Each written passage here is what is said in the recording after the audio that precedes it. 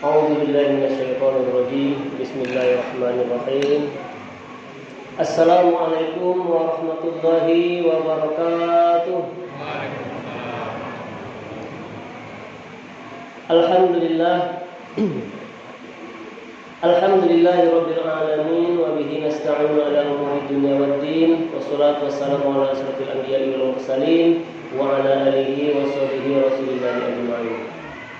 Asyhadu an la ilaha illallah wahdahu la syarikalah wa asyhadu anna Muhammadan abduhu wa rasuluhu sallallahu alaihi wasallam.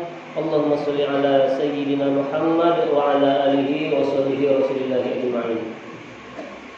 Wa qala Allah ta'ala fil Qur'anil Karim, a'udzu billahi minasyaitonir rajim. Bismillahirrahmanirrahim.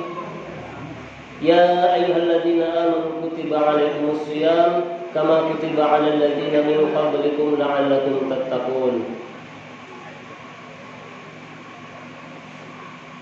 Yang sama-sama kita muliakan para guru, alim ulama, para ustaz,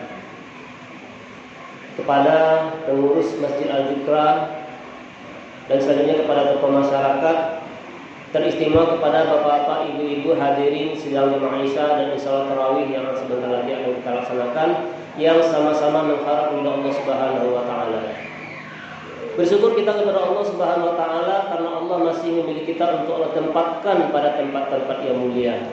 Masjid adalah tempat yang dimuliakan oleh Allah Subhanahu wa taala. Maka hal ini harus kita syukuri, karena bisa saja Allah menempatkan kita pada saat ini pada tempat-tempat yang lalai akan mengingat Allah Subhanahu wa taala. Atau Allah bisa saja menempatkan kita yang lebih parah, yaitu pada tempat-tempat yang bermaksiat kepada Allah Subhanahu wa taala. Maka Allah pilih kita malam hari ini untuk hadir di sini di tempat yang mulia dalam rangka berubudiyah, beribadah kepada Allah Subhanahu wa taala. Maka hal ini yang harus kita syukuri. Kita awali ucapan syukur kita dengan ucapan alhamdulillahirabbil alamin. Salawat dan salam kepada Nabi Muhammad sallallahu alaihi wasallam. Allahumma shalli ala Muhammad wa ala ali Muhammad. Bapak-bapak, ibu-ibu, hadirin sidang jemaah yang sama-sama mengharap Allah Subhanahu wa taala. Dengan kita buka dengan dua hadis. Yang pertama, hadis yang diriwayatkan oleh Imam Bukhari. Dari Ibnu Umar radhiyallahu anhu, beliau mengatakan ketika pulang dari perang Al-Ahzab, Rasulullah sampaikan kepada kami, la yusalliyanna ahadun asra illa fi Bani Quraidah. Janganlah seseorang dari kamu salat asar kecuali di Bani Quraidah. Maka rombongan pun berangkat, tetapi belum lagi sampai di Bani Quraidah, waktu asar telah masuk. Terjadi perbedaan pendapat di kalangan sahabat. Ada yang mengatakan kami tidak akan sholat dalam perjalanan walaupun waktu sholat sudah masuk, karena pesan Nabi tadi apa? Jangan sholat kecuali di Bani Quraidah. Yang sekelompok lagi berpendapat maksud Rasulullah adalah segerakan keberangkatan agar nanti asarnya sampai di Bani Quraidah. Maka terjadi perbedaan pendapat, terjadi perpecahan, bukan bermusuhan maksudnya. Yang sebagian kelompok sholat di perjalanan, sholat asar. Yang sekelompok lagi sholat di Bani Quraidah. Setelah bertemu dengan Rasulullah SAW diceritakan hal ini. Maka dalam hadis ini diterangkan tidak satu pun mereka yang disalahkan oleh Rasulullah SAW. Yang sholat di perjalanan benar menurut Rasulullah. Yang sholat di Bani Quraidah betul juga menurut Rasulullah SAW. Satu. Hadis yang kedua yang diriwayatkan oleh Imam Abu Dawud dari sahabat yang bernama Abu Sa'id Al-Khudri radhiyallahu anhu, beliau menceritakan dua orang sahabat sedang melakukan perjalanan. Dalam perjalanan itu waktu sholat masuk, maka mereka mencari air untuk berwudu, ternyata mereka tidak menemukan air. Lalu mereka bertayamum, lalu melaksanakan sholat.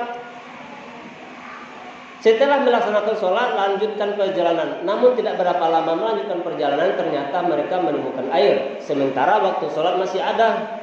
Maka yang satu mengulang sholatnya, mengambil wudhu lalu mengulang sholatnya. Yang satu lagi mengatakan tidak, merasa cukup dengan sholat yang sudah bertayamum tadi. Maka setelah mereka berjumpa dengan Rasulullah SAW, mereka ceritakan hal ini. Lalu apa kata Rasulullah kepada orang yang pertama, yang tidak mengulang sholatnya, yang cukup dengan bertayamum saja? Perbuatan kamu sudah sesuai sunnah, sholat kamu sah. Lalu apa kata Rasulullah kepada orang yang kedua yang mengulang sholatnya dengan wudu? Kamu mendapatkan 2 pahala. Jadi hadirin bapak-bapak, ibu-ibu, jemaah yang Allah Subhanahu wa taala, perbedaan-perbedaan kecil, khilafiyah itu sudah ada sejak zaman Rasulullah sallallahu alaihi wasallam. Tetapi selagi perbedaannya bukan masalah akidah, bukan masalah hal haram, maka itu diperbolehkan. Mengapa kami bicarakan ini? Biasanya memasuki bulan suci Ramadan ada saja permasalahan-permasalahan kecil, riak-riak kecil yang terjadi gara-gara perbedaan pendapat. Masalah penentuan hilal, masalah penentuan 1 Ramadan, masalah jumlah rakaat tarawih, masalah doa, berbuka puasa atau hal-hal lainnya. Maka hal ini jangan sampai membuat kita berpecah, bertengkar atau saling menyalahkan. Yang kita pikirkan bersama adalah bagaimana orang yang di luar sana yang tidak masuk masjid mau beribadah ke masjid. Bagaimana ponakan kita, anak cucu kita yang tidak mau melaksanakan puasa mau melaksanakan puasa. Masalah kecil-kecil perbedaan pendapat tersebut kita anggap saja sebagai rahmat. Itu sebagai pembukaan. Selanjutnya ada anak-anak yang mencatat. Lah tahu judulnya? Judulnya di situ Ilmu Ramadan. Sebelum kita lanjutkan ke ibu-ibu dulu, boleh kami bertanya kepada ibu-ibu, seandainya ketika kita sudah melaksanakan wudu atau sudah berwudu, tapi jak kita ci ayam, kira-kira batal tak wudunya bu? Hah? Tak dengar suara dulu. Batal atau tidak? Batal? Menurut ilmu yang kami pelajari, kami awal belajar fikih itu mulai dari kitab yang ketek, kitab Safinatun Najah, lalu kitab Takrib atau yang lainnya. Dan kitab Safinatun Najah atau kitab Safinah yang membatalkan wudu 4 perkara. Keluar salah satu dari 2 jalan, hilang akal karena tidur atau sebab lainnya, bersentuhan kulit laki-laki dan perempuan, dan menyentuh dubur atau kubul anak Adam. Dak ado itu tapi jak ci ayam situ. Bapak-bapak, ibu-ibu yang mulia, tapi jak ci ayam tersentuh najis, contohnya tapi jak ci ayam itu tidak sah dibawa sholat, tetapi tidak membatalkan wudu. Kalau kita tapi jak ci ayam, bersihkan, sucikan, cuci dengan air, hilang 3 sifat najis, rasa, bau dan warna, maka sudah sah dibawa sholat. Tak perlu kita mengulang wudu. Itulah salah satu contohnya pentingnya ilmu fikih. Jadi di Masjid Az-Zikra kami sering mendengar itu, sering pengajian itu bagus, rancak. Tapi ada baiknya sesekali diselipkan ilmu fikih yang berkelanjutan, mulai mungkin dari taharah, wudu, sholat dan selanjutnya, supaya dalam ibadah sehari-hari ada tuntunannya. Tapi mohon maaf, di sini maksudnya bukan kami menggurui, karena di sini banyak ustaz, banyak guru. Kita hanya mengulang-ulang kaji lama supaya yang baru mendengar paham, supaya yang sudah mengetahui maka mengulang-ulang kaji. Baik, untuk ini pada malam hari ini kita akan sedikit mengkaji ilmu Ramadan. Banyak sebenarnya ilmu Ramadan harus dikaji, tetapi pada malam hari ini kita bicarakan yang penting-penting saja, yang sering menjadi pertanyaan, yang sering menjadi pembicaraan di kalangan masyarakat. Rukun puasa itu 2 perkara saja. Yang pertama niat, yang kedua menjaga diri dari segala sesuatu yang membatalkan puasa. Niat. Menurut jumhur ulama, barang siapa yang tidak berniat pada malam harinya puasa Ramadan, maka puasa esok harinya tidak sah. Besok pagi kita puasa, malamnya harus niat. Besok pagi puasa, malamnya harus niat, begitu seterusnya. Lalu kapan waktu mulai niat ini? Niat dalam puasa itu berbeda dengan niat-niat ibadah pada umumnya. Kalau dalam berwudu, itu bersamaan dengan wudu yang kita laksanakan. Pada basuhan pertama, disitulah diletakkan niat. Salat, ketika takbiratul ihram, disitulah kita pasang niat. Tetapi puasa Ramadan, batasan mulai niatnya mulai dari azan maghrib sampai azan subuh. Ketika berbuka tadi, itu kita sudah boleh pasang niat. Setelah sholat tarawih atau sholat witir boleh pasang niat kapan saja selagi dari azan maghrib sampai azan subuh atau ketika kita waktu sahur. Malam niat besok puasa begitu menurut jumhur ulama, salah satunya adalah mazhab Syafi'i. Barang siapa yang tidak berniat malam hari puasanya tidak sah. Tetapi untuk mengantisipasi kadangkala kita lupa niat pada malam-malam berikutnya, maka kita boleh mengambil mazhab Maliki atau berpegang kepada mazhab Maliki. Bagaimana pendapat Imam Maliki? Ketika pada malam awal pertama Ramadan kita berniat puasa 1 bulan penuh. Sengaja aku puasa Ramadan 1 bulan penuh, maka kalau seandainya kita lupa niat pada malam berikutnya, maka insya Allah kita sudah dibebas oleh niat yang awal tadi. Tetapi malam-malam berikutnya kita masih tetap disunahkan untuk berniat. Bagaimana niatnya? Sengaja aku puasa Ramadan esok hari karena Allah itu sudah cukup dalam hati. Karena niat yang itu adalah dalam hati. Tetapi barang siapa ingin melafazkannya itu dibolehkan. Kalau itu samawadin an ada di fahrisari Ramadana hadis sanati fadlillahi ta'ala itu dibolehkan. Itu masalah niat. Masalah yang membatalkan puasa, ada yang mengatakan 8 perkara, ada yang mengatakan 9, anak susunannya yang berbeda. Pada intinya sama saja, hampir sama saja. Tetapi yang kita bicarakan yang poin-poin penting saja.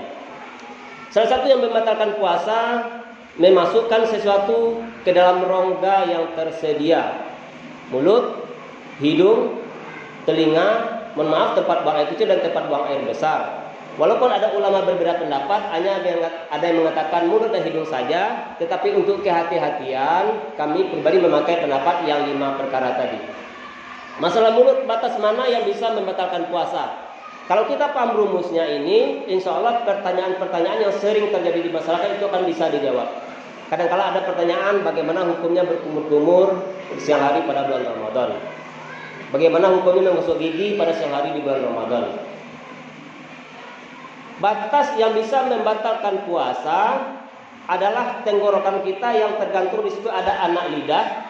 Maka ketika sesuatu melewati batas tersebut, disitulah yang bisa membatalkan puasa. Tetapi kalau hanya di dalam mulut saja lalu kita keluarkan, itu tidak membatalkan puasa. Seperti berkumur-kumur. Berkumur-kumur siang hari pada bulan Ramadan bukan hanya boleh, tetap disunnahkan. Tetapi setelah berkumur-kumur kita buang airnya. Adapun yang dingin-dingin di mulut itu masih dimaafkan atau dimakfu istilahnya. Begitu juga menggosok gigi boleh pada pagi hari setelah subuh, boleh sebelum tergelincir matahari, itu menurut sebagian ulama. Karena ada yang ulama berpendapat setelah tergelincir matahari maka bisa membuat makruh. Jadi hadirin jamaah yang Allah Subhanahu wa taala, ada lagi pertanyaan terkait dengan mulut ini, bagaimana hukumnya mencicipi makanan. Mungkin bagi bapak-bapak atau ibu-ibu yang berdagang di pasar Ramadan, setelah masak tentu tidak mungkin tahu rasanya apakah ini manis, pedas, asin, maka boleh dicicipi sekedar di lidah saja. Setelah itu kita berkumur-kumur. Setelah itu dibuang airnya, maka ini dibolehkan. Dua hukum, ada yang bilang makruh, ada yang bilang itu mubah atau dibolehkan. Itu masalah mencicipi makanan. Lalu ada lagi pertanyaan, bagaimana hukumnya menelan ludah? Boleh Bu menelan ludah Bu? Boleh Pak? Menelan ludah itu tidak membatalkan puasa asal terpenuhi 3 unsur, 3 syaratnya. Yang pertama, ludah sendiri. Kalau ludah orang lain, batal. Begitu ulama mencontohkan, mohon maaf, ini bukan masalah jorok tidaknya, kadangkala di rumah tangga itu kan ada keharmonisan. Ulama sudah membahas sampai begitu. Maka kalau ludah orang lain, batal. Nggak usah diperpanjang. Yang kedua, ludah masih berada di tempatnya, belum keluar dari tempatnya. Ketika ludah masih berada di tempatnya, maka itu tidak membatalkan puasa. Bahkan bapak-bapak, ibu-ibu, dalam kitab Fathul Mu'in itu disebutkan seandainya, ini mohon maaf ya, seandainya ada orang yang mengumpulkan ludahnya di dalam mulutnya, lalu dia minum, maka itu tidak membatalkan puasa. Itu yang kedua. Yang ketiga syaratnya, ludah belum bercampur dengan sesuatu. Kalau sudah bercampur dengan sesuatu, maka batal puasanya. Contoh seperti mencicipi makanan tadi. Kalau sebelum kita berkumur-kumur kita telah ludah, maka batal puasa kita. Ada yang lebih penting masalah menelan ludah ini. Muntah dengan sengaja itu membatalkan puasa, tetapi muntah dengan tidak sengaja tidak membatalkan puasa. Tetapi kita harus hati-hati. Setelah muntah, jangan sesekali menelan ludah sebelum kita berkumur-kumur. Karena bekas muntah yang ada di mulut kita itu adalah najis. Maka air ludah kita bercampur dengan najis, namanya muntah najis. Maka ketika itu kita telan, batal puasa kita. Caranya bagaimana? Setelah kita muntah dengan tidak sengaja, lalu kita berkumur-kumur, keluarkan airnya, baru boleh kita menelan ludah. Itu masalah mulut. Ada yang ragu ada pertanyaan masalah mulut, Bu? Pak, kita lanjutkan sedikit lagi. Masalah hidung. Batas manakah yang bisa membatalkan puasa ketika kita masukkan sesuatu ke dalam rongga hidung kita? Ketika kita berwudu, beristinsya, memasukkan air ke hidung, terasa sakit di sini, maka batas itulah yang bisa membatalkan puasa. Kalau hanya sekedar di sini, mohon maaf Pak do cici hidung kerak-kerak sengenek, ambil buang saja, tidak membatalkan puasa. Tidak usah Bapak ragu, tidak usah Ibu ragu. Karena yang membatalkan puasa adalah di sini yang ketika sakit, ketika dimasukkan air.